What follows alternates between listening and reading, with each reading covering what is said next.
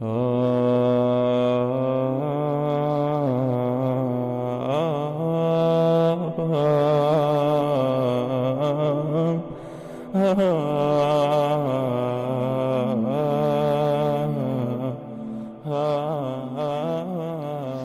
الله والصلاة والسلام على رسول الله. هر لا شرحية كتابين قيشتينا سنة الفجر لا سنة كاني بياني إنزا كرتي دكاتو الهندك لا أو سنتاني كلا بياني دكريتن. بابزاني بتسينا خزمت كتابك بلا. سنة الفجر تختص بعدة أمور. أولا مشروعيتها في السفر والحضر كما سبق، أما غيرها من السنن الرواتب فالسنة تركها في السفر كراتبة الظهر والمغرب والعشاء. ثانيا ثوابها بأنها خير من الدنيا وما فيها كما تقدم. ثالثا يسن تخفيفها، ويدل عليه حديث عائشة رضي الله عنها أنها كانت تقول: كان رسول الله صلى الله عليه وسلم يصلي ركعتي الفجر فيخفف حتى إني أقول: هل قرأ فيهما بأم القرآن أم لا؟ ولكن يشترط ألا يكون هذا التخفيف مخلا بالواجب أو يفضي إلى أن ينقر صلاته فيقع في المنهي عنه. رابعا يسن أن يقرأ في سنة الفجر بعد الفاتحة في الركعة الأولى بقل يا أيها الكافرون، وفي الثانية بقل هو الله أحد. بلا باز لا سنة فجر هندك كاربي وبابندا يقلوانا دڵێ سنەتی فەجر ئەو دوورکەعاتەی کە پێشنوێژی سبەینێ دەکرێتن لە سەفەر دەکرێ و لە ماڵەوەش دەکرێتن، باشە لە حەضەر. بەڵام غەیری ئەوە سنەتەکانی تکە لە سەفەر تەرک دەکرێتن. سنەتی ڕاتیبەی مەسەلەن نێڕوانە، مەغریبە، عیشایە، ئەوانە لە کاتێکە لە سەفەرە کابرا نایکاتن. بەڵام ئەو سنەتی بەیانە لە سەفەر بیویان لە ماڵە بی هەردەیکاتن. دووەم خاڵ پاداشتەکەی باشترە لە دنیا و ئەوەی لە ناو دنیاشێ، وەکو حەدیسەکەی کە پێشتر باسمان کرد. سێم خاڵ سنەتە ئەو نوێژەکە دەکرێتن تۆزەک بە خەفیفی بکرێت، زۆر درێژ نەکرێتەوە. حەدیسەکەی خاتو عایشەش دەلیلە لەسەر ئەو بابەتەی، دەڵێ پێغەمبەری خوا عەلەیهی سەڵات وەسەلام کاتێکە دوو ڕکەعات سنەتەکەی پێشنوێژی سبەینەی دەکرد بە خەفیفی دەیکرد. هەتا ئەمن دەمگو ئایا دەبی پێغەمبەر عەلەیهی سەڵات وەسەلام فاتحەی خوێندبی، ئوم القورئان فاتحەوەن یا ئایا دەبی فاتحەی خوێندبی یان نا؟ یعنی هەندێ بە خەفیفی دەیکرد. بەس ئەتوو مەرجە ئەو خەفیفیە و ئەو با بڵێن درێژ نەکردنەوەیە وە نەکاتن مخیلن بالواجبی، خەلەل بە واجباتەکان بگەینێتن. یعنی مەسەلەن ئەتوو ڕکوع چونە ڕکوع واجبە، تۆمەئنینەش واجبە و ڕوکنەوە نییە مانەوە لە ڕکوعی، هەستانەوە ڕوکنەکە و تۆمەئنینەش دیسان ئەوش ڕوکنەکە، سوزدە ڕوکنە، تۆمەئنینەش یعنی مانەوە تێیدا ئەوش ڕوکنە، یعنی وە نەکە خەلەل لە ڕوکنەکان بداتن. خەفیفی دەکەم بەڵام ڕوکنەکانی تێکنادەم، خەلەلی تێدا ناکەم، یعنی وەکو خۆی بە جوانی جێبەجێ دەکەم. یان ئەوهای لێ بێتن کابرەوە بکاتن کە ئەو یوفضیە ئیلا ئەن یەنقوڕە سەڵاتەهو، یعنی وەکو ئەوە بیتن دەندووک لە زەویدان، یعنی ها هەندە خێرا و پەلە بیتن وەکو دەندووک لە زەویدان بیتن، کەواتە بکەویتە بەر ئەو نەهیەی کە پێغەمبەر عەلەیهی سەڵات وەسەلام نەهی لێ کردەوە نییە لە حەدیسەکان کە باسەوەی دەکا دەندووک لە زەویدان ئەها هەندەکەیە نوێژی دەکا. عەلەیهی سەڵات وەسەلام فەرمی تیلکە سەڵات المونافق، ئەوە نوێژی منافقەکانە.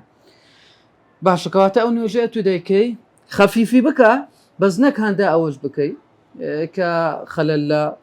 ڕوکنەکانی بێ. چوارەم خاڵ سنەتە لە دوو ڕکەعاتەکەی پێشنوێژی بەیانی لە پاش فاتحەی لە ڕکەعات یەکەم قل یا ئەیها الکافرون بخوێنی، لە ڕکەعاتی دووەم قل هو الله ئەحەد بخوێنی. اینجا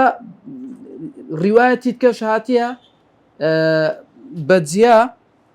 کە لە ڕکەعاتی یەکەم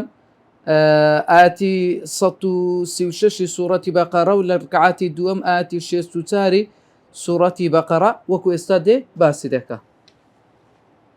بقل هو الله أحد، أو يقرأ بعد الفاتحة في الركعة الأولى قولوا آمنا بالله وما أنزل إلينا وما أنزل إلى إبراهيم وإسماعيل وإسحاق ويعقوب والأسباط وما أوتي موسى وعيسى وما أوتي النبيون من ربهم لا نفرق بين أحد منهم ونحن له مسلمون. وفي الثانية قل يا أهل الكتاب تعالوا إلى كلمة سواء بيننا وبينكم ألا نعبد إلا الله ولا نشرك به شيئا ولا يتخذ بعضنا بعضا أربابا من دون الله فإن تولوا فقولوا اشهدوا بأننا مسلمون. وهذه من السنن التي وردت على وجوه متنوعة، فمرة يأتي بهذه ومرة بهذه. ويدل عليه حديث أبي هريرة رضي الله عنه أن رسول الله صلى الله عليه وسلم قرأ في ركعتي الفجر قل يا أيها الكافرون وقل هو الله أحد. وحديث ابن عباس رضي الله عنهما أن رسول الله صلى الله عليه وسلم كان يقرأ في ركعتي الفجر في الأولى منها قولوا آمنا بالله وما أنزل إلينا وما أنزل إلى إبراهيم وإسماعيل وإسحاق ويعقوب والأسباط وما أوتي موسى وعيسى وما أوتي النبيون من ربهم لا نفرق بين أحد منهم ونحن له مسلمون. وفي الآخرة منهما فلما أحس عيسى منهم الكفر قال من أنصاري إلى الله قال الحواريون نحن أنصار الله آمنا بالله واشهد بأننا مسلمون. وفي رواية عند مسلم أيضا عن ابن عباس رضي الله عنهما بأن في الركعة الثانية قل يا أهل الكتاب تعالوا إلى كلمة سواء بيننا وبينكم. بەڵێ وەکو ئەوەی کە گوتمان کە دەڵێ لە سنەتی دوورکات سنەتەکەی پێشنێژی بەیانی لە دوای فاتحە یان قل يا أيها الكافرون لە ڕکعاتی یەکەم لە ڕکعاتی دووەم قل هو الله أحد یاخود لە ڕکعاتی یەکەم ئاتی 136 سوورەتی بەقەرە و ئاتی 64 سوورەتی ئالی عیمران لە ڕکعاتی دووەم کەواتە ئەوە بەڵگەیە لە سەروەی دەکرێت لە ڕکعاتە چەک ئاتی بخوێنی کە پێغەمبەر عەلەیهی سەڵات وەسەلام کردیتی ئەوە یەک دەکرێت ئاتی بخوێنی دووەم دەکرێت ئاەتێک لە سوورەتێک ئاەتێک لە سوورەتەشکە یعنی تەسەسول نەبیتن بە تەسەسول بیت وەنیا ئەو زۆر جار ئەو حاڵەتە ڕوودەدە مەسەلەن ئەتوو شوێنەکرد لەبەرە لەگەر شوێنەشکە یا حەزت لێ دوو شوێن تقریبان بابەتەکانیان یەکە لێک نێزیکە دەتەوێت هەردوو ئەو دوو شوێنەی باز بکەیت. ئێستا مەسەلەن لە سوورەتی لوقمان لاپەڕەی دووەم ئەوەی کە باسی دایک دەکاتن وهنا على وهن بەڵێ ئەو سبحان الله بەڵێ ئەو جا ئەوە لەگەر سوورەتی ئەوە ئەحقافی لەوێن دەرش پێم وابی لە لاپەڕەی دووەمە ئەوش باسی ئەوەی دەکات دایک دەکاتن باسی ئەو ئەتەمەشا دەکەی ئەو دوو بابەتە تقریبان لێک نێزیکن لەوەیە مەسەلەن کابرای قارێ یان ئەوەی کە پێشنێژی دەکا حەزی لێبی ئەو دوو بابەتە بین تۆکن یەک یان لە زۆر جیان ئەو مەوزوعانە هەیە مەسەلەن ئەوها قورئان لە شوێنێک باسی شتێکی کردێ و لە شوێنش کە تەفسیلی دەداتێ و ئەوەیە بێوێ هەردووچی پێکەوە باز بکات دلیل ما هەیە بەڵێ بە دلیلی ئەو حەدیثەی دەتوانین ئەمە مەسەلەن لەوێن دەرچەند ئاەتێک و لەو لا چەند ئاەتێک بخوێندرێت وەکو عەلەیهی سەڵات وەسەلام ئەو های کردووە ئەگەر نابەگەشتی مەسەلەن ئەوها بە تەسەسول پێدابەی باشە بەڵام ئەوهاش ئەوە پێغەمبەری خوا عەلەیهی سەڵات وەسەلام کردیتی ئەوەش دەرێ متەنەویعە لە سنەتە متەنەویعەکانە جارێک ئەوها بخینە جارێک قل يا أيها الكافرون وقل هو الله أحد بخينا وجارة شيش أوا باشان أجو سبحان الله تمشى بقول يا أيها الكافرون دس بيدك ونيا أجد يقول هو الله أحد يعني الركعات كم قل يا أيها الكافرون يعني ها علماء دلن تخلية وتحلية ونيا دبي التخلية بيش تحلية بي ونيا دبي تخوت باك بكي وقل يا أيها الكافرون خود صاف بكي يتسيتي هيلي أو جدوى بإخلاص قل هو الله أحد خود جوان بكي با عبادة بندات وبتوحيد خواي پروردگار. سبحان الله تمشى قصش كجلس أو بابته قل يا أيها الكافرون يعني لزوجتان لسرتا باس كرايا ونيا ليرة مثلا أتو يكم سنة كدستي بيدكي لا بياني روجينوي سنتكي بيج نوجي بياني ونيا لمن در قل يا أيها الكافرون حتى ضلن لذكر كان قل يا أيها الكافرون حتى باز لوي كرايا بابلن مغرب سرتاي أوينيا سرتاي تشونا ناو إيوارانيا سكلكنا لمغرب روجنوي دبتو ونيا لا مغرب سنة ديسان أول جوارد بوكا قل يا أيها الكافرون بخندري لا وي سنتكي سبحان الله دوسيت زيت كشها عينا أوها لويتر أي بارك الله فيك لويتر قل يا أيها الكافرون يعني لزور زيان أو بابتا حتى بيغمر عليه الصلاة والسلام فرمي كابرات سوى السرزي قاوستي بنويتن قل يا أيها الكافرون بخينيتن أو دي باريزي لا شرك يعني براءة دبي لا شرك أو جا سبحان الله أو خاصية تشيخوي هي لها مجيكا أو بخيندري باش دليل هنايتي ونيا كوملك دليل هنايتي وحديثك أبو هريرة دل بيغمبري عليه الصلاة والسلام لا دور كعاتكي سنتي بيجنيجي بياني قل يا أيها الكافرون وقل هو الله أحد خن ولحديثك ابن عباس يجدل بيغمبري عليه الصلاة والسلام لدور كعاتكي بيجنيجي بياني لركعاتي كم قولوا آمنا بالله أو سورة بقرة آتي سطو سيوشش وهروها لركعاتي دواميش فلما أحس عيسى ألا يندرك سورة آل عمران آتي بانزاودو ولا روايتك لمسلم داتيا لحديثك ابن عباسي لفرمي لركعاتي دوام قل يا أهل الكتاب خندوا كآتي سورة آل عمران آتي شيستوتار كواتيان شيستوتار يان بانزاودوي آل عمران پیغمبر خو عليه الصلاة والسلام أواني خوين دوتوا أو زديت سر سنة أشكال لو سنتاني ك لبياني دكري أما تار من باسكر دي بينزم سنة باز زكاتن ك لكاتي بياني دكريت بلا.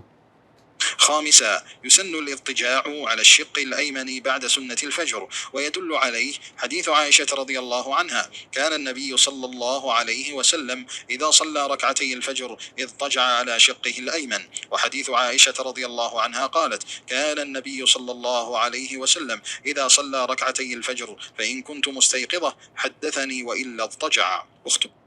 بلا بينزميان سنة دويا بال بكوي إنسان لسا لاي راست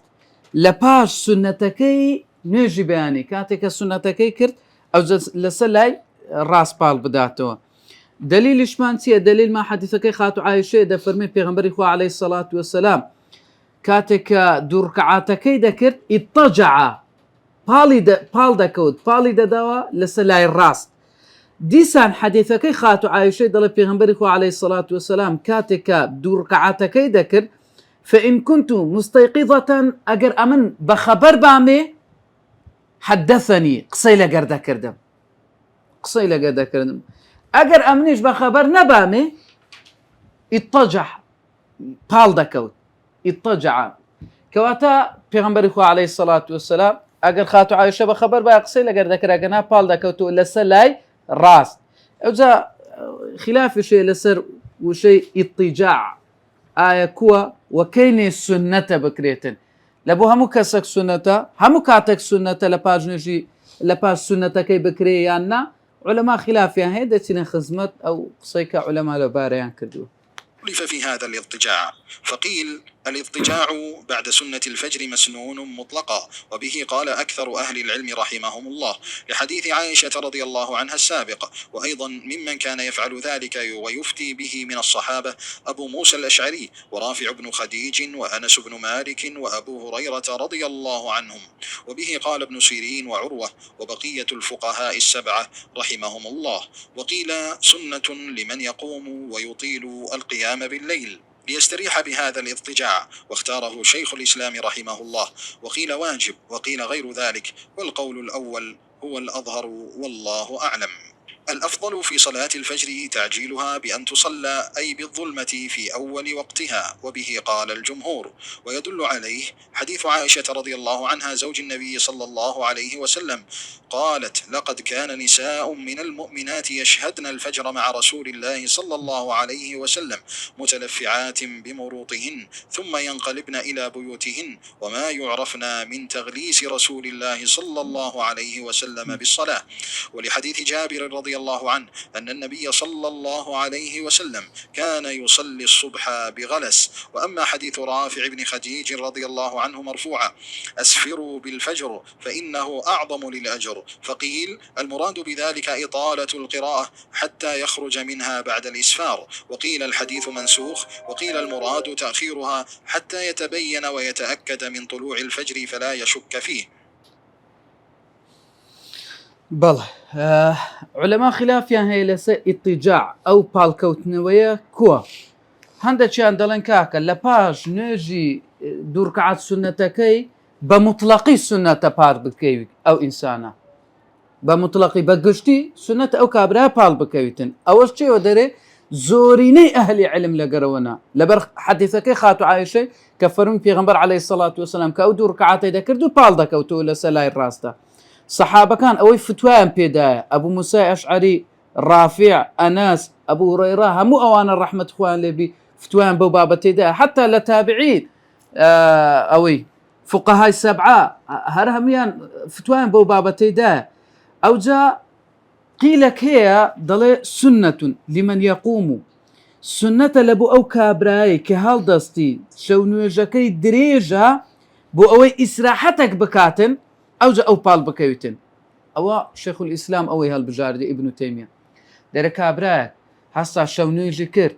ماندی نابێ لەو شەو نوێژەی لۆ ئەوەی لە بۆ نوێژی بەیانی بەتاقەت بیتن بە قووەت بی بە ئەوەندە پاڵ بکەوی. نووسن نا پاڵکەوتن ها لەگەر نووسنی نییە ئیسراحەتکردنە. پاڵکەوتن ئیسراحەتێکی بکاتن. چکە ئەگەر کابرا زانی پاڵ بکەوی خەوی لێ بکەوی دروست نییە ها چکە نوێژی بەیانیەکەی دەچیتن وەڵاوە چیوە سونەتێکی دەکا ئەوە دروست نییە ئەو کاتی. دەبی یعنی لە خۆی ئەمین بی کە خەوی لێ نەکەویتن بەس پاڵ دەکەویتن، یعنی تۆزەکەتە جەستەی ئیسراحەت بکە لە بۆ نوێژی بەیانی چست و چاڵاکتر بی. ئەسڵەن قیلەکەیە دەرێ هەر واجبە ئیلا دەبی بکەی. دەرێ لەبەرەوەی پێغەمبەر عەلەیهی سەڵات وسەلام کردیتی ئەوەی حتا پێم وابێ حەدیثیشی لەبارەی هاتیە کە فەرمان بکاتن بە کردنی ئەو پاڵکەوتنەی. ضعیفیش بی ئەوە ئەو حەدیثانە بۆچێەوەی گوتنێ گوت قەڵەوی دەکاتن بە قووەتی دەکا. بڵێ هەندێکیش دەرێن کاکە نا ئەو هانیە واجب نییە. على ئەیەتی حال دەڵێ قەولی یەکەم ئەظهارترە، واتە بە موتڵەقی بە گشتی کابرا شەو نوێژی کردبوو یان نەیکردبوو. ئەگەر قەولی ئەوەی هەڵبژێرن کە شەو نوێژی کردیە مەسەنا ئەوە زیاتر ئینسان ئەگەر نەتوانێت شەو نوێژیش بکە خۆ لە ڕەمەزانان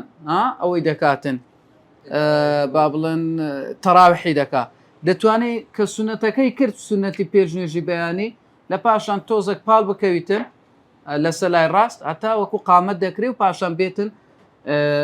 ئەوەی بکاتن با بڵێن نوێژەکەی بکاتن. ئەو دیسان لێرەش قسە هەیە ئایا لە ماڵەوە دەیکا یان لە مزگەفتێ دەیکاتن، ئەوش قسە هەیە. الله ئەعلەم ئینسا ئەو سونەتەی بتوانێت جێبەجێ بکە با لە مزگەفتێش بیتن هەر بستی و دەستنێشش بشەوی و بێ ئەوش بکەیوە نیە. کەواتە پوختەی بابەتەکەی لە پاش نوێژی دوو ڕکعات سونەتەکەی ئینسان ئەگەر بەلای ڕاست پاڵ بکەویتن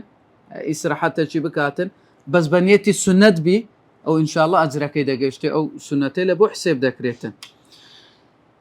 باشە نوێژی سبەینێ ئەمە پەلەی لێ بکەین زوو بیکەین باشە یانیش تۆزێک بەرە و لای ڕۆناچی بڕوە ئەوجە بیکەین باشترە. دەرێ باشترین کار لە بۆ نوێژی بەیانی تعجیلها پەلەکردنە تێیدا زوو بکرێتن واتە بە تاریکی بکرێ ئەی بظلمەتی بە تاریکی نوێژەکە بکرێت لە یەکەم کاتی خۆی. علەما جمهوری علەما لەگەر ئەو قسێنە دەرێن با زوو بکرێتن نوێژی بەیانی. دلينا زانان درين كاكا كدليلتان أنقو دلين كاكا بازو بكريت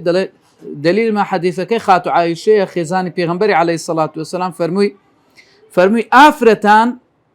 كدهاتن بجداري نوێژی بەیانیان دەکرد لەگەر پێغەمبەری عەلەیهی سەڵات وسەلام خۆیان داپۆشی بوو بەرەو نوێژ دەهاتن ئەو کاتەی کە دەگەڕانەوە لە بۆ ماڵەوە یعنی کە نوێژیان تەواو دەکرد دەگەڕانەوە لە بۆ ماڵێ وما يعرفنا من تغلیس نەدەناسرانەوە لە تاریکی لەوەی کە پێغەمبەر عەلەیهی سەڵات وسەلام نوێژی بۆ کردبوون عەلەیهی سەڵات وسەلام نوێژی لە بۆ کردینە ئەوان لە نوێژیان کردیە پاشان گەڕاینەوە هەندە تاریک بووە نەناسرایە ئەوە فلانە ئافرەتە و ئەوش فلانە ئافرەتە نەیان ناسیتەوە یعنی جەوەکە هێشتان ڕۆناک نەبووە کە خەڵکی تێدا بناسرێتەوە ئەوجا ئەو کاتیش ئەوە نەبووە برێ وڵا کاکە گلۆپی پێدەکە و نازانم چرا ئەو شتانەش کەم بووە مۆم و چراوانەش زۆر کەم بووە کەواتە لەو ڕێی کە ڕۆشتینە کەم وایە ناسرابینەوە ئەو کەسانە کەواتە پێغەمبەر عەلەیهی سەڵات وسەلام نوێژی کو کردیە بەمای لەو تاریکی کردیە تاریک بۆەوە نییە حەدیسەکەی جابریش دەڵێ پێغەمبەر عەلەیهی سەڵات وسەلام کاتێک کە نوێژی بەیانی لۆ دەکردین بیغەلەس بە تاریکی لۆی دەکردین و حەدیسەکەی ڕافعیش کە دەفەرمێ طبعا حەدیسەکە مەرفوعە ڕەفعی کردیە لە بۆ پێغەمبەری عەلەیهی سەڵات وسەلام دەفەرمێ ئەسفیروا بالفەجری واتە نوێژی بەیانی بەرەو ڕووناچی بکەن ئەسفیروا باشە فإنه أعظم للأجر ئەوە پاداشتەکەی گەورەترە لە بۆ پاداش باشترە باشە ئەتو ئێستا یەک دەمە پێم دەڵێ با بە تاریکی بی مێلەو تاریک بیتن ئێستا ئەو حەدیسە دەڵێ با بەرەو ڕۆناچی بڕواتن دنیا تۆزەک ڕۆناچی بدە ئەوجا نوێژەکە بکرێ ئەوە کووە ئەو دوو حەدیسە دەڵێ قیلەکەیە دەڵێ کاکە مەبەست لێ ئیطالەة القراءة قورئانەکەی درێژکەوە واتە ئەتو بە تاریکی دەست پێ بکە کاتی خۆی پاشان قورئانی زۆر تێدا بخینە ئین قورئان الفەجر کان مەشهودا ئەوی نوێژی بەیانی و قورئانی بەیانیان ئەجر و پاداشتێکی خاصی تایبەتی خۆیە تێدا درێژی بکەوە قورئانی زۆر تێدا بخینە حتا پێغەمبەریش عەلەیهی سەڵات وسەلام لەنا هەموو نوێژەکان الله ئەعلەم نوێژی بەیانی لە هەمویان درێژتر بووە نوێژی بەیانی لە هەمویان درێژتر بووە نوێژی عیشایە پاشان کورد بووە پاشان نوێژی نێڕوان درێژ بووە یعنی ئەگەر تەسەسول بی والله ئەعلەم ئەو هایە بەیانی لە هەمووی درێژتر دوای نیوەڕۆ درێژ بووە دوای عەسر دوای مەغریب مەسەلەن مەغریبی وەسەط بووە عیشای یعنی ئەوەی تەمەشای حەدیسەکان دەکەی ماشەڵڵا کورد بووە عیشای زۆر درێژ نەبووە مەسەلەن ئەوەی نەسیحەتی کە ئەوەی کرد جابری کرد جابرەوە نیە کە دەفەرمێتن ئەوەی بخینە معاذ بارك الله نصيحتي معاذ دەکا ئەفەتان ئەنتە یا معاذ إذا الشمس كورتيان لو بخينا إذا السماء انفطرتيان لو بخينا ونيا يعني أو سورتانيان لو بخينا والله أعلم بيدتي نرجع عشاء زور دريج نبو بيغمبر عليه الصلاة والسلام لبروي أوان ما نديبونا وتشوينا ونستينا وشو نيجان كرديا ونيا شو نيجان كرديا ولبو نيجي بياني بس لكنا ما كابرا نيجي عشاء ناستو بنويتن حتى دوازده شوي يتشو شوي نانويتن بس أوان يكسر تشوينوا لو حتى مكروهشا لباج نيجي عشاء دابنيشي لبو قصة كردن ونيا مكروه إلا لبو علمك لبو كارش خيري لبو صلحك لبو أوشتانا أقرنا مكروها باشا قيلش كهيا دركاك أو حديثي رافعي أصلا هر منسوخة نسخ كرايتوبا أو غلسي واتا تاريخي يعني أو حديثي استكاري في ناكري لبروي دوايا بيغمر عليه الصلاة والسلام فرماني كرديان بخوي بكار لا تاريخي كرديتي قيلش كهيا قصاش كهيا دلي ما بزلا تاخير بوني حتى وكو أتو ضلنيا دبي تأكيد دبي كان نيجي بياني هاتي وهيج قماند ناميني أو كاتي دزبا نيجاكت بكا باش إنزا باسي تشونا مزقود دكا وكو ملك سنت كا بايوست با تشونا مزقوتو بل الذهاب إلى المسجد وفيه عدة سنن، وبما أن صلاة الفجر هي أول صلاة في اليوم يذهب فيها الرجل للمسجد، فإن للذهاب إلى المساجد أمورا يسن أن يأتي بها. أولا يسن التبكير بالذهاب إلى المسجد، لحديث أبي هريرة رضي الله عنه قال: قال رسول الله صلى الله عليه وسلم: لو يعلمون ما في التهجير لاستبقوا إليه. والتهجير هو التبكير للصلاة، وكان السلف رحمهم الله يحرصون على التبكير للصلاة. عن سعيد بن المسيب قال: ما أذن المؤذن منذ 30 سنة إلا وأنا في المسجد. وقال أيضا: ما سمعت تأذينا في أهلي منذ 30 سنة.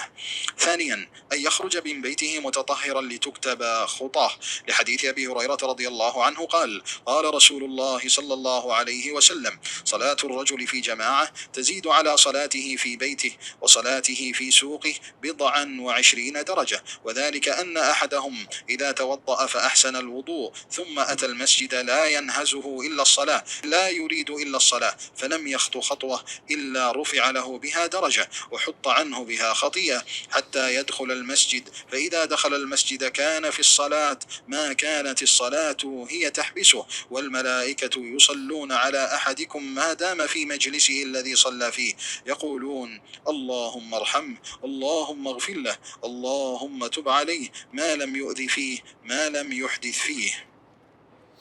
بەڵێ لەوانەیە کە ڕۆشتن لە بۆ مزگەوت کۆمەڵک سنەتی تێدا هەیە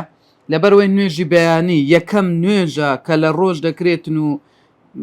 ئینسان کە دەچی لە بۆ مزگەوت یەکەم نوێژە کە دەست پێ دەکاتن کۆمەڵک سنەت تێدا هەیە ئەمە لەوێ باسی دەکەین یعنی لەو لە بۆ چون نوێژی بەیانی وە نوێژەکان کە باشە یەکەم شت سنەت وە زوو بچیتن لە بۆ مزگەوت ئەو کابرا حەدیسەکەی ئەبوو هوڕەیڕەی دەفەرمی پێغەمبەری خوا عەلەیهی سەڵات وەسەلام فەرمووی هەر کەسێک لەنگۆ ئەگەر بتانزانی بە زوو چوون لە بۆ مزگەوتێ چ ئەجر و پاداشتەشی هەیە مسابقەتان لە بۆ دەکرد پێشبرچێتان لە بۆ دەکرد پەلەتان لە بۆ دەکرد کە بگەشتبانە مزگەوت پێش یەکتری ئەوجە دەفەرمێ تەهجیر چییە؟ التبكير للصلاة يعني لأجل الصلاة واتە پەلەکردن لە پێناو زووچوون لە بۆ مزگەوت و دەست پێکردن بە نوێژ سەلاف ڕەحمەت خوان لێبی زۆر حەریص بوونە لەسەر ئەو بابەتەی سوور بووینە لەسەر ئەو بابەتەی کە زوو بچن لە بۆ مزگەوتێ حتى سعیدی کوڕی موسەیاب ڕەزا و ڕەحمەت خوای لێبی دەفەرمێ ئەوە 30 ساڵە بانگبێژ بانگی نەداوە ئیلا ئەمن لە ناو مزگەوتێ بوومە 30 ساڵە بانگبێژ بانگی نەداوە ئیلا ئەمن لە ناو مزگەوتێ بوومە عەلەیهی سەڵات وەسەلام فەرمووی هەر کەسێک چل نوێژ عەفو چل ڕۆژ نوێژەکەی بە جەماعەت بکاتن لە دوای ئیمامی بە ئەڵڵاهو ئەکبەری یەکەم ڕابگا خوای پەروەردیگار دوو بەڕائەتی يعني دوو نیعمەتی خۆی کە بەڕائەتە لە دووشتان شرک و ناری جەهەنەم وەنیا ئاگری دۆزەخ لەو دوای هەم کابرایە ئەگەر چل ڕۆژان بە ئەڵڵاهو ئەکبەری یەکەم ڕاگەیشت ئەوە لە نیفاق دەپارێزرێ شرک و نیفاق دەپارێزرێ و لە ئاگری دۆزەخیش دەپارێزرێتن ئەگەر ئەدی ئەو پیاوە بەڕێزە دەفەرمێ ئەم 30 ساڵ بانگبێژ بانگی نەدا ئیلا لە مزگەفتێ بوویمە و هەتا دەفەرمێتن گوێم لە بانگ نەبووە لە مودەی 30 ساڵ لە ناو خانەوادەی خۆم گوێم لە بانگ نەبووە واتە هەر لەوێن دەربووە لە مزگەوت بووە لە ماڵەوە ئەوجە سوبحان الله یعنی ئەو پیاوە بەڕێزانە وها هەتا ئیمام عومەر باخچەکەی خۆی نەدا نەکردە خێر وەنیە کە هاتەوە نوێژی عەسر فەرمی نوێژتان کردیە فەرمیان بەڵێ نوێژمان بە جەماعەت کردیە فەرمی ئەوە باخەکەم ئەمنی خافران لێرە وەنیە ڕاست باخەکەی کردا خێر لە پێناوی خوای پەروەردیگار قسەکەی ئیمام عومەر مەشهورە زۆر دووەم سونات ئەوەیە کابرا بە دەستنوێژەوە بڕواتن لە بۆ مزگەوت ئەوە زۆر مهمە لە ماڵێ دەستنوێژی بشواتن ئەوجە بچیتن چکە دەبیتە هۆی هەروەلێنی تاوانەکانی لە حەدیثەکەی ئەبوو هوڕەیڕەی پێغەمبەری خۆی عەلەیهی سەڵات وەسەلام دەفەرمێ نوێژی کەسێک لە بە جەماعەت بکرێتن زۆر ئەجر و پاداشتەکەی زیاترە لەوەی کە لە ماڵەوە بکرێتن و لەوەی کە کابرا لە بازار بیکاتن چونکە کابرا کە لە بازار دێکە دیارە مەبەستەکەی کاسبی ئەو بابەتانەیە و لە ماڵەوەش بەڵام ئەوەی کە دەچیتن لە بۆ جەماعەت مەبەستەکەی خاڵص لە بۆ نوێژەکەی حتا لە حەدیثت کەش تەئکید دەکاتەوە بەس مەبەستی جەماعەت بیت دەفەرمێ بە 20 ئەوەندە دەرەجە بیضع دیارە ئەنگۆ معلومی جەنابتانە بیضع لە زمانی عەرەبی لە 3 هەتا 9 وەنیە ژمارەکە لە 3 هەتا 9 دەگرێتەوە بە 20 ئەوەندە دەرەجەی هەیە ئەوەش کو دەبیتن ئەوەیە کە یەکێک لە ئێوە دەستنوێژەکی بشوە دەستنوێژەکی جوان فەئەحسەنە الوضوء جوانترین دەستنوێژەکی ڕێک و پێک بشوە ئەوجە بچیتن لە بۆ مزگەوتێ لە مزگەوتێ یها دەڵێت لا ينهزه إلا الصلاة هیچ شتێک پاڵی پێوە نەنێ هیچ شتێک وانەکا بستیتە دەرێ ئللا نوێژ نەبیتن یعنی نەک برێ وڵا کاکە لە مزگەفتێ فلانە کەسی لێ دەچم دەیبینم ئەوە هەندێک پارەم قەردارە یان هەندێک شتە یان معاملەکە دەیکەن یان شتەکە مەوعیدێکت دانایە لە مزگەفتێ دەچی لەگەر کابرای ڕاستە و ئەجر پاداشتی هەیە بەس ئەوەی ئێستا لێرە باز دەکا دەفەرمێ هیچ مەبەستی نەبی کابراکە دەستە مزگەفتێ ئللا لە بۆ نوێژەکەی بی بەس فقط لە بۆ نوێژەکەی بیتن باشە ئەوجە ئەو پاداشتەی پێدەگە کە پاداشتەکە چیە هەر هەنگاوەچی دەنێتن ئللا دەرەجەک بەرز دەبتەوە و هەر هەنگاوەچیت کەش دەنێتن ئللا تاوانی لێ هەڵدەوەری ئەوجا لێرە دەڵێ خەتیئە ئەمە خەتە و خەتیئەمان هەیە وەنیە خەتە چییە فەرقی چییە لەگە خەتیئەی خەتە ئەو هەڵەیەیە کابرا بەسەری دێ بە عەمدی نییە بە ئەنقەز یعنی کابرا مثلا بە هەڵە کردیتی ئەو شتەی کردیە ها ئێستا پێغەمبەر عەلەیهی سەڵات وەسەلام فەرمووی لەسەر ئومەتەکەم هەڵگیراوە الخەتە خەتە هەڵگیراوە والنسيان وما استكره عليه ونيا خطأ واتأويك بهلدك هكاتك دبارنوا لآخر سورة بقرة إن أخطأنا أو نسينا ونيا كاكا بس أو خطيئة أو كابرا بزاني أو جناه كرديتي تاوانا كرديتي كواتا أو خطيئي لي هالدوريتن أو خطيئي لي هالدوريتن ك درواتن اینجا حتا دەگەیشتە مزگەوتێ کە گەیشتە مزگەوتێ دەکا نوێژەکەی بکە تەحیەت المەسجیدەکەی بکاتن کە دادەنیشتن لە بۆ نوێژ دەڵێ ما كانت الصلاة هي تحبسه هەتا وەکو ئەو کابرا لە پێناوی نوێژەکەی دانیشتبی دانیشتێکە نوێژی نێڕوانێ بکرێن نوێژی عەسر بکرێتن مەلائیکات سەڵاواتی لەسەر لێ دەدەن مادەم ئەو کابرا لە جێی خۆی بی هەڵنەستی جوولە جوول و حرەکە و ئەوەی نەکە ئار لە جێی خۆی لە جێی نوێژەکەی دانیشتێ و خەریکی تەهلیل و تەسبیح و خەریکی زیکرکردنە ئللا مەلایکەتەکان دەڵێن ئەوجە دەڵێت یەقولون یعنی دیارە مەجموعە مەلایکەتێک دوعا لۆ دەکەن نەک یەقل یەک مەلایکەت مەجموعە مەلایکەتێک دوعا لۆ دەکەن اللهم ارحمه یا ربی خوایە ڕەحمی پێ بکەی یا ربی خوایە لێی خۆش بی یا ربی خوایە تەوبەی لێ قبول بکەی ها تب عليه يعني توبة لي قبول بكي بس بمرجك ها أو مرجي هي ما لم يؤذي فيه ما دام أزيتي كزنا دا لنا مزقفتي كجاري ويا كابرا أو مرزانتي دا بس دست مزقفتي فلان لو دكيو أو لو دكيو قصي دكيو سبحان الله زور أو دكاتب ما لم يحدث فيه ما دام أو كابرا دزويجي نشي شكا دزويجي ششكا يعني ئەوە چاوەڕێ ئەوەی ناکە کە کابرا ناتوانانی نوێژی بکە بەبێ دەستنوێژ کاتە ئەگەر ئەو مەرجانەی پێغەمبەر داینێتی عەلەیهی سەڵات وەسەلام لەو کەسێ هاتە جێ لە چوونی هەر ڕەحمەتە دەرەجە بەرز دەبتەوە و تاوانی هەڵدەوەرێ لە ناو مزگەوتێش هەر ڕەحمەتە مەلایکەت دوعای لۆ دەکات بە جەماعەت دوعای جەماعەتی ژۆنیا ئەجرەکەی ئینشاءالله گەورەترە و ممکن قبول بوونیشی زیاتر بی بەڵێ ئینجا دێتە سەرخاڵی سێیەم کە ڕۆیشتن لە بۆ مزگەوت پێویستە چۆن ڕۆیشتنێک بیتن اللهم تب عليه ما لم يؤذي فيه ما لم يحدث فيه. ثالثا أن يخرج إلى الصلاة بسكينة ووقار لحديث أبي هريرة رضي الله عنه عن النبي صلى الله عليه وسلم قال: إذا سمعتم الإقامة فامشوا إلى الصلاة وعليكم بالسكينة والوقار ولا تسرعوا، فما أدركتم فصلوا وما فاتكم فأتموا. وعن أبي هريرة رضي الله عنه أن رسول الله صلى الله عليه وسلم قال: إذا ثوب للصلاة فلا تأتوها وأنتم تسعون، وأتوها وعليكم السكينة، فما أدركتم فصلوا وما فاتكم فأتموا، فإن أحدكم إذا كان يعمد إلى الصلاة فهو في صلاة. قال النووي رحمه الله: السكينة التأني في الحركات واجتناب العبث، والوقار في الهيئة كغض الطرف وخفض الصوت وعدم الالتفات. بەڵێ چون لە بۆ مزگەوت کە دەڕۆی پێویستە ئەتوو بە سەکینە لەسەر خۆی و وەقار بە هەیبەتەوە بڕۆی. حەدیثەکە ئەبوو هورەیرە دەڵێ پێغەمبەری خوا عەلەیهی سەڵات وەسەلام فەرمی ئەگەر جێتان لە قامەتی بوو لە بۆ نوێژێ دەچوون لە بۆ نوێژ بڕۆن باشە ئەو ڕۆیشتنەتان کوبی عەلەیکم بالسەکینەتی والوەقار بە لەسەر خۆی و بە هەیبەتەوە بڕۆن ولا تسرعوا پەلەی تێدا مەکەن لە کوێن دەرگەیشتنە نوێژەکە لەوێن دەڕا ئەوەی کە ڕۆیشت بوو هیت دوایە بیکەنەوە ئەوەی لەو جێش گەیشتنێ لەوێن دەڕا دەست پێ بکەن. ئەوجە لێرە غەڵەتێکما هەیە برام ئەمە مەسەلەن کابرا ئەو کەسەی کە دێ لە بۆ نوێژێ ئیمامەکە گەشتە سەمیع الله لیمەن حەمیدە دەوێ بچیتە ڕکوعی ئەتوژوا گەشتە ناو مزگەوتێ ڕادەوەستێ دەرێ وڵات چکە ئەوەم لۆ حسێب نییە ڕادەوەستێ هەتا وەکو ئیمامەکە دەچیتن سوزدەکانی دەباتن و هەڵدەستەوە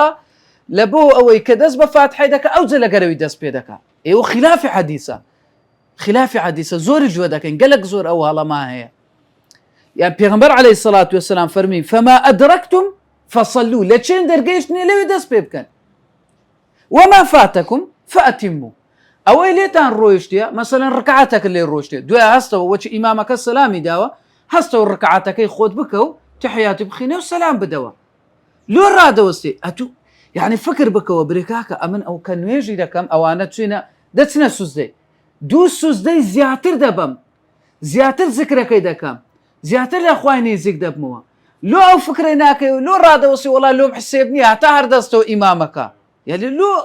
لۆ ئەو معاملەی دەکەی معاملەی ئەوەی بکە برێ ئەمن زیاتر زووتر دەچمە ناو نوێژێ ئەدی ئەگەر مردم لەو سوزدەی وەنێ برام ئەوە خۆشبەختیە چەند کەس خۆمردن ئەوەی نییە وەقت و ساتی نییە وەنێ کاکە ئەدی ئەگەرە تو چاوەڕێی نوێژت دەکرد هەتا ئیمام هەربستەوە لەو دەمەی وەفاتت کرد نابی ئاعتیادیە وەنیە زۆر ئاعتیادێ لەو دەمەی وەفاتت کرد داخلی نوێژێ نەبووی چەند خۆشە ئەگە داخلی نوێژێ بایە ئەو جە وەفاتت کرد بە وەنێ برام کەواتە ئەجر و پاداشتەکەی زیاترە و پێغەمبەر عەلەیهی سەڵات وەسەلام فەرمووی بە سەکینە بڕۆن ئەوە جا داعیەکەی قسەش خۆش دەجێرتەوە لەسەرەوەی دەڵێ کەسەکە بوو چەقۆ یار دەگرت چەقوو ئەمش گوتم داخۆ ئەوە لە بۆ ئەوەیتی وەنیان خۆ پاراستنیتی خۆی پێ دەپارێزیتن و چەقۆ سبەنێ شتێک بێ حاڵەتێک بێ دوای گوتم لێم پرسی بزانم ئەو چی ئەو مۆزوعەوە لۆ چەقۆی هەردەکرێت گەرە پێغەمبەر عەلەیهی سەڵات وەسەلام نەیفەرمووە فەرمانی پێکردینە کە ئەگەر چوونە مزگەفتێ فەرموویتی وعەلەیکم بالسکینی چەقوی هەر بگرن لەگەرە خۆتان کورە گوتی ئەوە سکین نێک ئاکە ئەوە سەکینە یعنی بە لەسەر خۆی و بە تەوازوعەوە ئینسان بە ویقارەوە بڕوا نەک ئەوەی بکەن. حەدیثەکەی ئەبوو هورەیراش دەفەرمی پێغەمبەری خوا عەلەیهی سەڵات وەسەلام فەرمی ئیذا ثویبە یعنی قامەت کرا ئەگەر قامەت کرا لە بۆ نوێژێ ئەنگۆش دەهاتن لە بۆ نوێژێ جێتان لە قامەتەکەی بوو پەلەی مەکەن تێیدا بەڵکو بە لەسەر خۆی وەرن ئەوەی کە گەیشتنە نوێژەکەی فەما ئەدرەکتم فەصەلوو ئەوەی کە گەیشتنە بیکەن وەما فاتەکم فەئەتیموا ئەوەشی لێتان ڕۆژ دوایە بیجێڕنەوە بیکەنەوە چکە هەر یەکێک لە ئێوە کە دێتن مەبەستی نوێژکردنە إذا كان يعمد إلى الصلاة فهو في صلاة مادەم مەبەستی نوێژکردنە ئەوە وەکو ئەوەی وا لە ناو نوێژێبی ئەو نقطەیە برا حتا چوون لە بۆ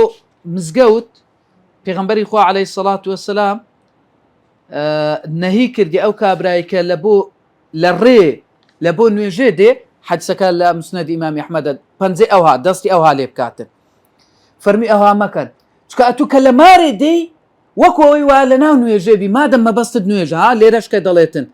إذا كان يعمد إلى الصلاة فهو في صلاة ما دام ما بس نويج كردنا وكوي ولنا نويجبي فرميت بنزتا أو هالي مكان أو جهندك لسانا يندفر من أجر أو كابرا هاد لبو نويج جماعات ميتكي نويج كبو بيش رانقش أجركي هلا بودا نسري ما دام هاتيا عليه الصلاة والسلام كذا فرمي كاتا غاردان وبلابلينا غارد دخل وتسي وبولا بركوع رابقم بوي رابقم وبوي رابقم ما دام هاتي ومدوا إن شاء الله أجر بهذا اشتكت لبودا نسريتن إمام نووي رحمة خوالي بيتن لشرح أو حديثي ده فرمي سكينتها التأني في الحركات كابرا لسرخو بلا حركات واجتناب العبث دور بكويتو لا كاري بيكلك ها عبث يعني شبر زي و قمو قالتو يعني كل الريدر ودستي بوشين وقصي نازم او بابتانا خوي بدور بقري لو حالتانا وقارشتيا اويك لهيئات للروالده او كابرا او زكدلك غض الطرف لا اوي تماشا ما كردوا لوي ضلي غض البصر إمام نووي بس ليرا كنقلي كرديا ناقل رحمة خوالي بي طرفين نفسي أو شردك بصر بينين وني هردك بينين لا حديث كان الزور باسي أو كرا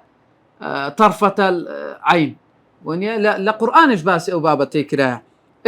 كواتك أبرا للروي بينين وكدسيتن يعني هندا تمشي أولا نكاتن ودنجي نزم بكاتوا دروات صوتي قوريه وعدم الالتفات أورجنا داتوا شكا أوردانو تساو جيران لوانيه فرقي بي أوردانو ملي لقد السورينيتن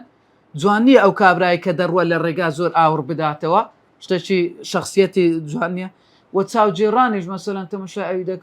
أيدك وتساوي أو الشر باجني كواتا أو كابراي كدسيتن لبو مزقوت كرا أو أخلاقاني تيدا بزور جوانا زور مثلا كابراي زور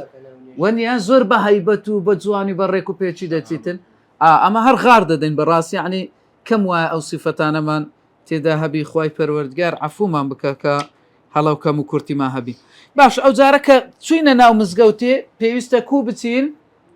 بتصير شوازك داخلي ناو مزقوتي بين لا خالد سوارم باسي دكا بل الالتفات انتهى كلامه. رابعا تقديم الرجل اليمنى عند دخول المسجد وتقديم اليسرى عند الخروج منه لحديث أنس رضي الله عنه أنه قال من السنة إذا دخلت المسجد أن تبدأ برجلك اليمنى وإذا خرجت أن تبدأ برجلك اليسرى ولورود ذلك عن ابن عمر رضي الله عنهما قال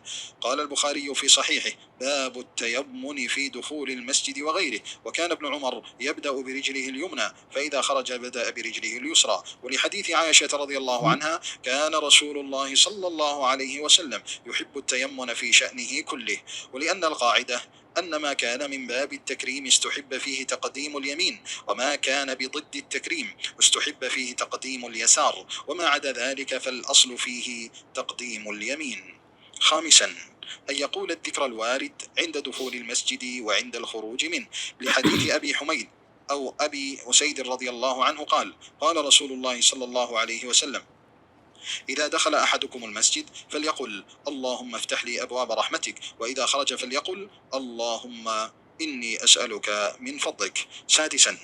أن يصلي ركعتين تحية المسجد وهذا إذا جاء مبكرا للصلاة فإنه يسن له أن لا يجلس حتى يصلي ركعتين لحديث أبي قتادة رضي الله عنه قال النبي صلى الله عليه وسلم إذا دخل أحدكم المسجد فلا يجلس حتى يصلي ركعتين ويكفي عن تحية المسجد السنة القبلية للصلاة إن كان لها سنة قبلية كالفجر والظهر أو سنة الضحى إن دخل المسجد ضحى أو الوتر إن صلاه في المسجد أو الفرض لأن المقصود من تحية المسجد ألا يجلس حتى يصلي لما في ذلك من عمارة المساجد بالصلاة لألا يرتادها من غير صلاة. سابق بله لا تشارم خال لا تون لبو مزقوت أويك أتوبا بي راز بتيا جوري ببي تب بيا دروا حدثك أنسي دفرمي للسنة ويا كابرا كدتيتنا ومزقوتي ببي راز بستا مزقوت وكاتك ديت دروا ببي تب بيت دروا ابن عمر رضا ورحمة خوال خوي باوتشي بي لا صحيح بخاري بخاري باب دانا باب التيمم في دخول المسجد وغيره تسونا مزقوت وغير مزقوتش باس ودك كابن عمر كاتك دتوا مزقوت دتوا شوينا باشا كان ببي راس دتو وكاتك دردهات ببي تب دردهات اوجا اما بس ما شوينا باشا كان يعني اوي ك نخوانا خواست امام ابن عمر تبت شوين خراب نعم بس ما يعني مثلا او شويناني ك باكا كان چونکە مثلا چونە مرافق ئەو کاتیوەنیە بە پێی چەپ دەچی ئەوها حەدیسەکە خاتو عایشەش دەفەرمێ پێغەمبەری خوا عەلەیهی سەڵات وەسەلام پێی خۆش بووە لای ڕاستە بەکاربێنی لە هەموو کارەکانی فی شەئنیه کولی حتا باسی ئەوەی دەکەونیە لە پرجداهینان پێی خۆش بووە لای ڕاستە لە پێڵاو لەبەرکردن پێی خۆش بووە یەکەم جار لای ڕاستە یعنی لە هەموو شتەکان پێغەمبەر عەلەیهی سەڵات وەسەلام پێی خۆش بووە لای ڕاستە بەکاربێنی کەواتە قاعیدەکمان هەیە هەر شتێک لە بابی تەکریم بوو ڕێز بوو شتێکی چاک و باش بوو ئەوە سنەت وایە لای ڕاستە بە پێش بێخی وما كان بضد التكريم ئەوەی پێچەوانەی ڕێز بوو وەکو مەسەلەن گوتمان چوونە حەمام و مرافق و ئەو بابەتانە وا سنەتە بە پێی چەپە بچیتن چەپەی بە پێش بێخیتن کەواتە هەر شتێکیش وما عدا ذلك أدي أوانيك نأوبو نأويجبو باشا فالأصل فيه تقديم اليميني أصل وايا لا يراستبا بيش بيخي أجر نا تكريم بو نا ضد التكريم يجبو أصل وايا لا يراستبا بيش بيخي أو جنب راستي لسر أو قاعدة بيموايا هرتسان داما حديث ما هي لو باري بيموايا لدس كردني ساعات لەلای ڕاستە باشتر بی لەلای چەپە بەزلو ئەمە لەلای ئەوە چەپە لە دەست دەکەین لەبەر ئەوەی کە غەرب کەلۆمەی هینایە ئەوروپا کەلۆمەی هینایە فێری ئەو بابەتەی کردینە کە سەعات لەلای چەپە بیتن دەرەکا کە سەعات لەلای چەپەیە لە بۆ ئافرەتان لەلای ڕاستی و هەتا جیا ببتەوە ئەم پێم وایە بەڕاستی ئەوە شتێکە هەرچەندە ئێستا کاڵ بوویتەوە باشە سەیری دەستی ئەو عولەمانەی کە ئێستاش مەشهورن يعني سير دكي بشتي زوريان ساعاتكان للاي راستيا يعني ساعات لبروي يكم لبابي او كقران صندي بي خوارديا دوم لحديث كان بقورة باس كرايا يعني اما بي موايا براستي او لا راستا بكريتن افضل ترى لو لا تسبب بكريتن با غربيش بي وابي با خلشيك عرفش بي وابي برنا ولا لا تسبي او ترى لا تسبي عرف او ها سلمان دي تو خلق او هاي لدس كرديا دري عيبه كدبي بالفعل لا براستي او شتا ببي او قاعده ها او امن براستي لميش دقشتي او قناعتي وهر وهاج دكم هر هاشم كرديا لدستي تسبم نكرديا هر لدستي راسم كرديا لدست مني سبحان الله انا قدم لدستي تسبم او نكرديا باشا بينزم خال أو سكري كاتك دتينا ومزقوتي كاتك داخل دبي حديثكي أبي حميد وأبي سعيد هردو كان دلن بيغمبر عليه الصلاة والسلام فرمي أقر يكك لأي وتسوى مزقوتي بابلي اللهم افتح لي أبواب رحمتك أو نضيبري أو جاء صلواتك إلى بيج ددري أن بسم الله اللهم صل على محمد أو جاء حديثك كهاتنا أو جاء عندك دلن درجي صحتي تداهي ويان ضعفي تداهي على أي حال أقر كابرا كرديش تشي باشا اگر نهار اوندش اكتفاء بوندش بكاتن اوندش هردا بيتن وبيغمر عليه الصلاة والسلام فرمي اگر كابرا درتو لمزقوتي بابلي اللهم اني اسألك من فضلك خويا امن داوي فضلي تو دكم ششم خال اويك دور ركعات تحية المسجد بكاتن كاتك تسونا مزقوتي سند ودور ركعات تحية المسجد بك وحديثك ابو قتادة كباسي ويدك بيغمبر عليه الصلاة والسلام فرمي أجر يكك لأيوة تسوى مزقود فلا يجلس بعدنا نشي حتى وكو دور ركعاتي تيدا دكاتن أو دور ركعاتا أو دور ركعاتي تحية المسجد آية أمن أجر تسوى مزقوتي دور ركعات سنتي بيج نيجي بيان مكد ببر أو دور ركعاتي دكوي يعني دور ركعات سنتي بيج نيجي نيوروم كرد ببر أوي دكوي يعني كاتك تسوما مزقود دور ركعات سنتي ضحام كرد ببر أوي دكوي أو تحية المسجد يان وتر يا هرشتشكا باشا یان نوێژی فەرزم کرد هەچوومە ژۆر یەکسەر دەستم بە نوێژی مەغریبێ کرد عەسرێ کرد نوێژی فەرزم کرد بەبەر ئەو سنەتەی دەکەوی تەحیەت المەسجد دەڵێ والله أعلم بەڵێ بەبەر دەکەوی لأن المقصود من تحية المسجد ألا يجلس حتى يصلي لبروي ما بستكل تحية المسجد أو مسجد أويا كابرا دانني شيء حتى وكو نيجي دكا أو جزاني عندك العلماء بيان واجبة تحية المسجد دلن لبروي پیغمبر عليه الصلاة والسلام فرماني كردوا فلا يجلس دانني شيء إلا دبي أو دور ركعاتي بكاتن إلا دبي أو دور ركعاتي بكاتن واجبة أو جتم أخا حديثي كيش ما هي كابرا كدانش كيا پیغمبر عليه الصلاة والسلام لنا خطبة فرمي كرد دور ركعاتك كابرا فرمي النخي عليه الصلاة والسلام فرمي هستوى دور ركعاتك بكا ونيا كواتا يعني كوملك بلغ ما هي لسأو بابتي على أي حال لا بختي بابتك يعني زوربي زانان لسر وانا سنة بكريتن أتوتشي جوري لوي للاي احنا او حنبليكان للاي حنبليكان ضلين اگر كابراك لا هات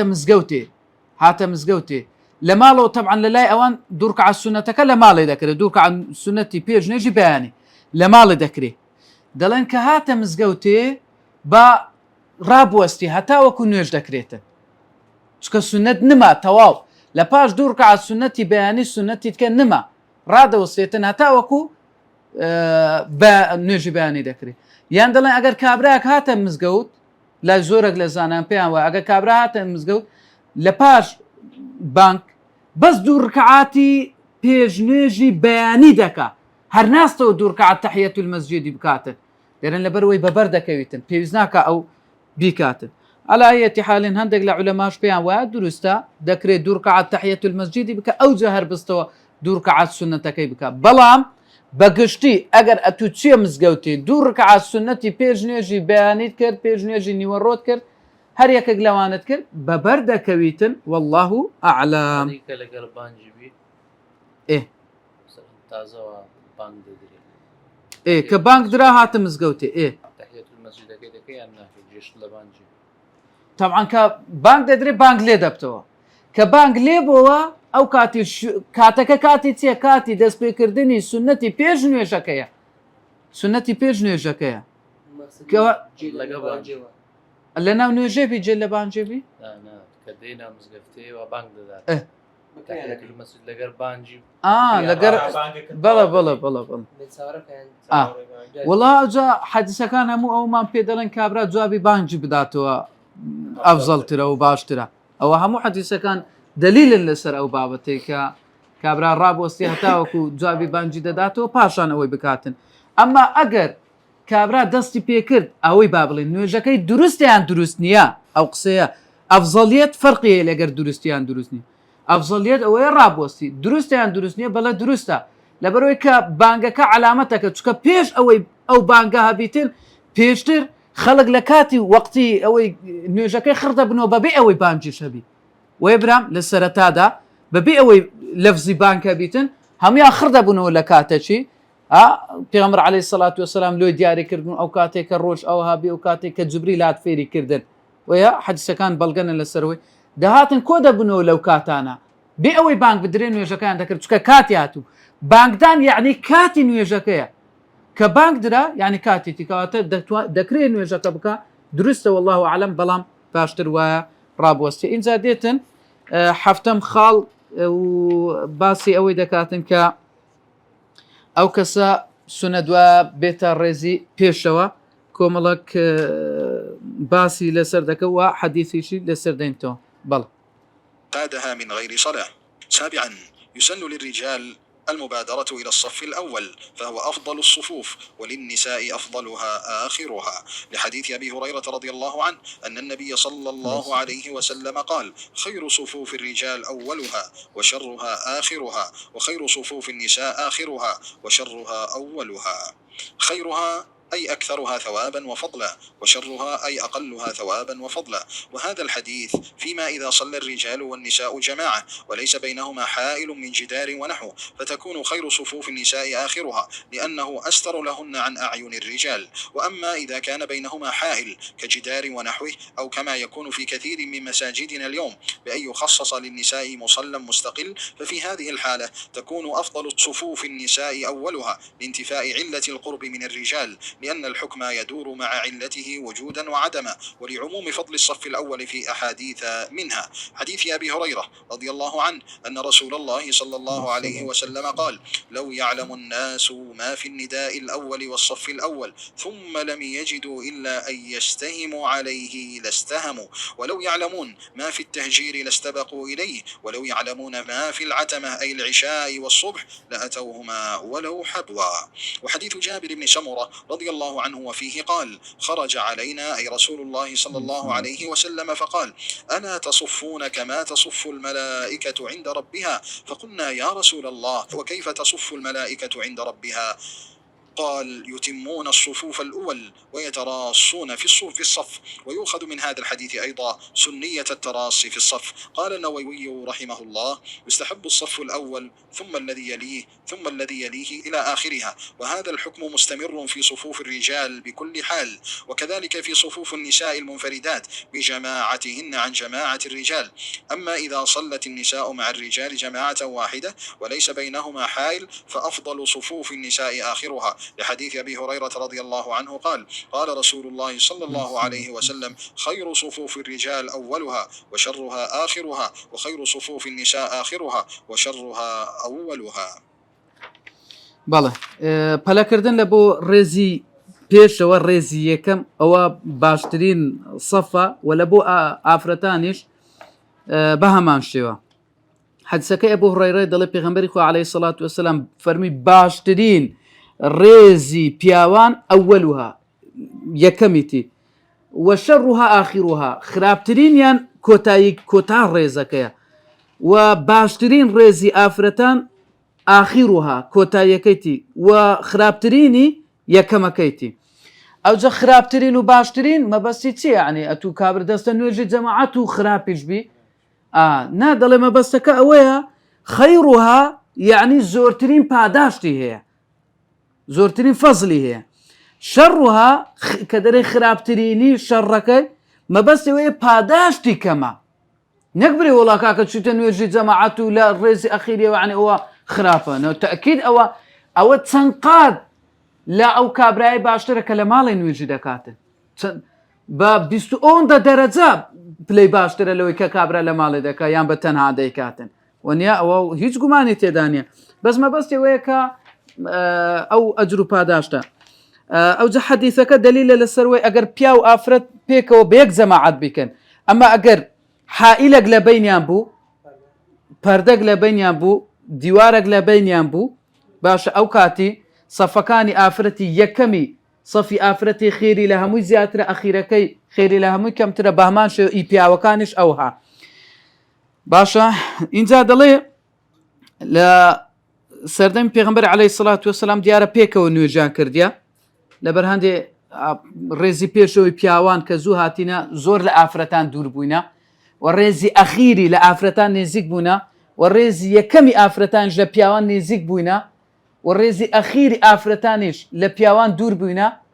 لێ پێغەمبەر عەلەیهی سەڵات وەسەلام فەرمی یەکەمی پیاوان ئەجری زۆر زیاترە و یەکەم ئاخیری ئافرەتانیش ئەجری زۆرە، لۆ چکە ئەوانە زۆر لێک دوورن. ئەمما ئەو دوو سەفەی کە ئاخیری پیاوان و یەکەمی ئافرەتان لێک نێزیک بووینە، هەرچەندە ئەو دوو سەفا منداڵیان لە بین بووە، چکە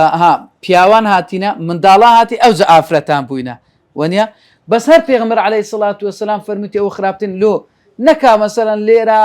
ئافرەتان دڵی شتێک بکا، پیاوان دڵی شتێک بکاتن وە شتێک ڕوو بداتن، لێ فەرمووی ئەوە خراپترینە. بەس لێرە ئەوە قاعیدەکما هەیە برام، لێرە دەڵێ لأن الحكم يدور مع علته وجودا وعدما، ئەوە قاعیدەیەکی فقهیە، علەما زۆر ئیش بەو قاعیدەیە دەکەن. حکم لە دەوری ئەوەی دەسوورێتەوە علەتەکەی وجودا وعدما، هەبوون و نەبوونی، هەتا ئەو علەتە هەبیتێن ئەو حکمەش ئەو هات جێبەجێ دەکرێت وەچی ئەو علەتە نەما حکمەکەش نامینێتن لەسەری مەبەستی چیە لێرە لەو قاعیدەیە دەڵێ لەسەردەمی پێغەمبەر عەلەیهی سەڵات وەسەلام علەتێک ما هەبوو علەتەکە چ بوو پێکەوە نوێژیان دەکرد لێک بەبێ بربەست بەبێ پەردا پێکەوە هەموویان ڕێزیان گرتە پیاوەکان لە پێشەوە منداڵەکان ئافرەتەکان لە دواوە مادەم ئەو هایە ئەوە لێرە علە هەیە کە علەتەکە نما ئێستا مەسەلەن ئافرەتان لە قاعەی خۆیان دەکەن پیاوان لە قاعە دەکەن لە جیانە وەنی هەریەکە و شوێنیان جیە مادەم علەتەکە نما کەواتە لێرە دەڵێ حکمەکەش نامینێ کە پێغەمبەر عەلەیهی سەڵات وەسەلام باسیەوە حەدیسەکەی ئەبوو هورەیرە دەفەرمێ هەر کەسێک لە ئێوە بزانن لە بانگدان لە سەفی یەکەم چ ئەجر و پاداشتێک دەبوو ئەوە دەستان نەدەکەوت لەم یەجدوا ئیلا ئەن یەستەهیموا دەستان نەدەکەوت ئیلا بەوەی قورعی بکەن يعني سبحان الله كابرا كدهات لبون ريز يكم هندا خرج أجا بيزان بها باداش همو خرج دهات دبوا خبصة هرايك أتود زاني أو خبشان دانا دهات مزقفتي خبصك بو هرابو أو ديقو أم ديما بيشو ديقو دبوا هرا دما نقول كاك الراوسن برام أخوها نبي ورناو تام بنوسن فلاني كوري فلان فلاني كوري فلان قوديك ما دادنا ناي حمو عن ما داخستنا قوديك ما بعد دا نامان دەردەینا ئیمام دەبانی سعات زووتر بچی کاکە ئەوە فلانی کوڕی فلان بڕۆ ڕێزی پێشەوە فلانی کوڕی فلان ناوە دەرچ بڕۆ ڕێزی پێشەوە ئەجا یعنی مەسەلەن ئەوەمان دەکەر هەموو بە قورعە بەبەری دەکەت کابرا بەبەری نەدەکەت دەبۆ خەبسە هەرا باشە ئێستا کابرا لەگە بانجێش پێ ڕێز پش مەلای بەبەر دەکەیتن سبحان الله یعنی دەفەرمی ئەگەر بتانزانی بە قورعە نەبا بەبەرتان نەدەکەت دەبووە مشکلە لەسەر ئەوەی وبيغمبر عليه الصلاة والسلام أقر بتان زاني بقى لا تهجير تبو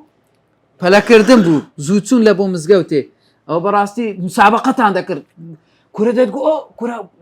بابيش عباسي بكو موضوع بسمة مزقوتي ها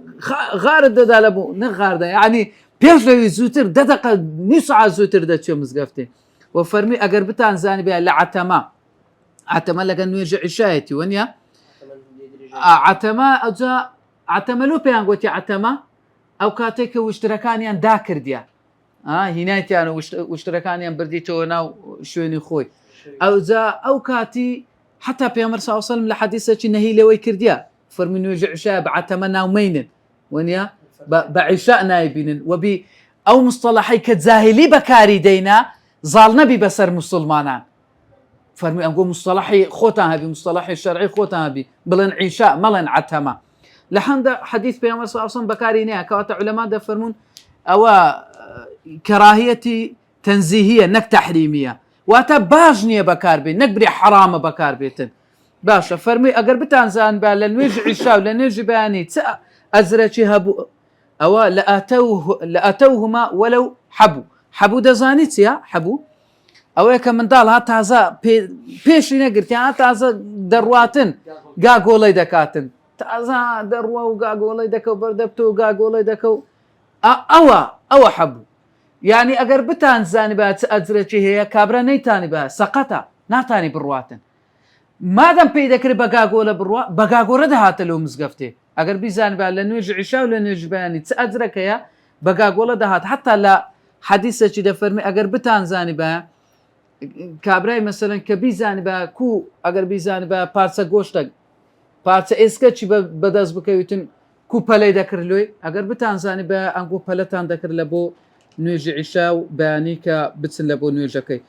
لە حەدیثەکەی جابری دەڵێ پێغەمبەر عەلەیهی سەڵات وەسەلام هاتە ناومان فەرمی ئەوە لەبەر چ ڕێز ناگرن وەکو ڕێزی مەلایکەت گوتمای پێغەمبەری خوا مەلایکەتان کو ڕێز دەگرن لە بەرامبەر خوای پەروەردگار فەرمی ڕێز یەکەم تەواو دەکەن ئەو جە ڕێزەکان تکە کەواتە ڕێز یەکەم تەواو بکرێ ئەو جە ڕێزی پاش ئەو دابدرێتن لەوەی ئەوە وەردەگیرێ کە ڕێزەکان تەواو بکرێتن ڕاست بکرێتن لەوەی ئیمامی نەوەویش دەفەرمێتن سنە دوایە ڕێزی یەکەم تەواو بکرێ پاشان ڕێزی دوایی پاشان ڕێزی دوایی چکە ئەو ئەجری زیاترە هەرچەندی ڕێزەک لە پێشتربی ئەجری زیاترە لەوەی کە هەرچەندی ڕێزەک بکەویە پشتەوە و فەرمووی بە بەردەوام ڕێزەکان ئەو هایە هەتا ئەخیری و ڕێزی ئافرەتان شان دەفەرمێت منفەریدات ئەوانەی کە بە تەنها دەیکەن یعنی ئافرەتان بە تەنها بە جەماعەت دەیکەن بەبێ پیاوان ئەوانش ڕێزی یەکەم ئەجری زیاترە دوای ڕێزی دووەم سێم چارەمە تا دێتە خوارێ یەکەمیان لە هەمووی زیاترە ئەخیری لە هەمووی خێری کەمتر دەبیتن ئەمما ئەگەر نوێژیان کرد لەگەر پیاوان بە یەک جەماعەتی بەبێ ئەوەی کە هیچ بربەستەکە بی فەرمی ئەوە ئاخیر ڕێز لە هەمووی ئەجری زیاترە لەبە حەدیثەکەی ئەبوو هورەیرەی کە تازە خوێنمانەوە کە پێغەمبەر عەلەیهی سەڵات وەسەلام فەرمووی خراپترین یان کەمترین ئەجری ئەوەیە کە لە پێشەوە بی زۆرترین ئەجریش ئەوەیە کە لە پشتەوە بی چونکە هەمووی پێکەوەیە ئافرەت و پیاوان بە یەک جەماعەت نوێژەکەی دەکەن اینجا دێتە سەر ئەوەی کە سونەتەشکە لە سونەتەکانی ناو نوێش یان چوون لە بۆ نوێش بەڵ خير صفوف النساء آخرها وشرها أولها. ثامنا يسن للمأموم أن يكون قريبا من إمامه، فالأفضل في حق المأموم من حيث اصطفافه للصلاة الصف الأول كما تقدم، ثم يحرص أن يكون قريبا من الإمام، فالأقرب من الجهتين اليمنى أو اليسرى هو الأفضل. ويدل عليه حديث أبي مسعود رضي الله عنه قال: قال رسول الله صلى الله عليه وسلم: ليليني منكم أولو الأحلام والنهى، فقوله ليليني أي ليقترب مني. وفي هذا دليل على أن القرب من الإمام مطلوب في أي جهة كان. قال ابن مفلح رحمه الله: ويتوجه احتمال أن بعد يمينه ليس أفضل من قرب يساره. انتهى كلامه. نسأل الله تعالى أن يجعلنا من المتبعين للكتاب والسنة المبتعدين والنابذين للبدعة، إنه ولي ذلك والقادر عليه. بەڵ هەشتم سونە لە بۆ چوونە لە بۆ مزگەوت یان لە ناو مزگەوت ئەوەیە کە کابرا ئەو کەسێک کە دەچی لە ئیمامەکەی نێزیک ببیتەوە چونکە باشتر وایە ئەو کەسە چەندی نێزیکتر ببیتەوە لە ئیمامەکەی ئەجر و پاداشتی زیاترە کە دێتە سەفی یەکەم و هەوڵش بدە لە سەفی یەکەمیش لە ئیمامی نێزیک ببیتەوە نێزیکی ئیمامی ببیتەوە لە لای ڕاست و لە لای چەپ لە هەردوو لایەن چه هاتە لای چەپ چه هاتە لای ڕاست هەوڵ بدە زیاتر نێزیک ببیتەوە لە ئیمامی حەدیثەکەی ئەبی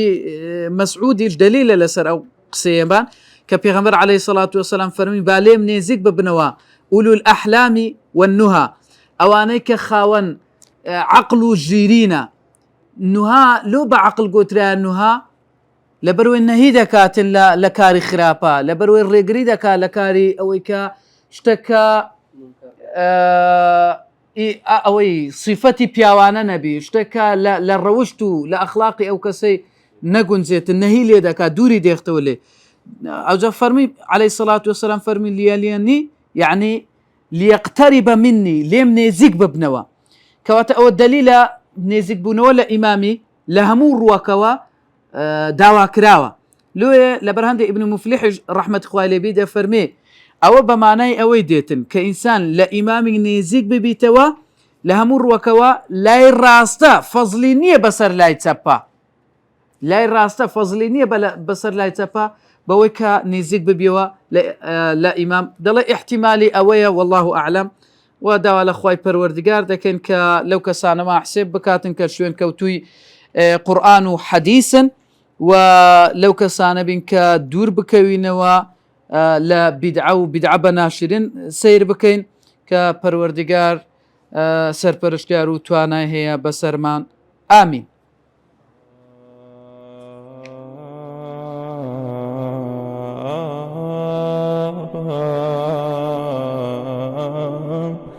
Oh